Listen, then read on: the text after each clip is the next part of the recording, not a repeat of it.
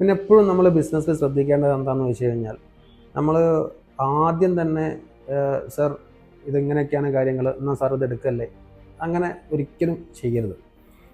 നിങ്ങൾ സെയിൽസ്, അതായത് നിങ്ങൾ ആ ഒരു സെയിൽസ് ക്ലോസ് ചെയ്യേണ്ടത് എപ്പോഴാണെന്ന് വെച്ച് കഴിഞ്ഞാൽ നിങ്ങൾ നിങ്ങളുടെ പ്രൊഡക്റ്റ് എല്ലാം പറഞ്ഞ് ആ വ്യക്തിക്ക് അല്ലെങ്കിൽ ആ കസ്റ്റമറിന് തൃപ്തിയായതിനു ശേഷം മാത്രമേ ആ സെയിൽസ് ക്ലോസ് ചെയ്യാൻ പാടുള്ളൂ. അല്ലാത്ത പക്ഷം നിങ്ങൾ സെയിൽസ് ക്ലോസ് ചെയ്താൽ, അഥവാ സെയിൽസ് ക്ലോസ് ചെയ്യാൻ പറ്റിക്കൊള്ളണമെന്നില്ല, ഇൻ കേസ് അയാൾക്ക് ഒരു അത്യാവശ്യമുള്ളൊരു കാര്യമായതുകൊണ്ട് ചിലപ്പോൾ അയാൾ ക്ലോസ് ചെയ്തൊന്നും വരും. പക്ഷേ അതിൻ്റെ പ്രോബ്ലം എന്താണെന്ന് വെച്ച് കഴിഞ്ഞാൽ അയാളുടെ സംശയങ്ങൾക്കോ അയാൾക്ക് ഈ പ്രൊഡക്റ്റിനെ പറ്റി ഒന്നും അറിയില്ല. അവസാനം ഈ പ്രൊഡക്റ്റിനെ അത് മുന്നോട്ട് പോകുമ്പോൾ അയാൾ എന്താവും, നിങ്ങളത് ആദ്യം പറഞ്ഞില്ലല്ലോ, നിങ്ങളത് ചെയ്തില്ലല്ലോ, നിങ്ങൾ എന്നോട് പറയേണ്ടതൊക്കെ പറയും. അവിടെ നമുക്ക് ഒരു മോശം ഫീഡ്ബാക്കാണ് നമുക്ക് കിട്ടുക.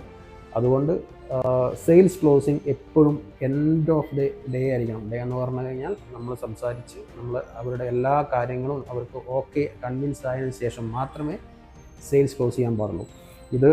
ഇതാണ് അതിൻ്റെ രീതി.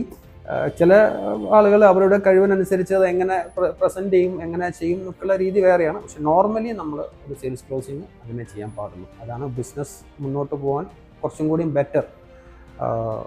ബട്ട് ഞാൻ പറഞ്ഞ മാതിരി എല്ലാവർക്കും എല്ലാം ഇതല്ല. പക്ഷേ ചില ആളുകൾക്കൊക്കെ പെട്ടെന്ന് ക്ലോസ് ചെയ്യാനുള്ള കഴിവുകളൊക്കെ ഉണ്ട്. എന്തായാലും പുതിയ ആളുകൾക്കൊക്കെ അങ്ങനെ ചെയ്യാൻ സാധിക്കട്ടെ എന്ന് എനിക്കത് പറയാവുന്നു.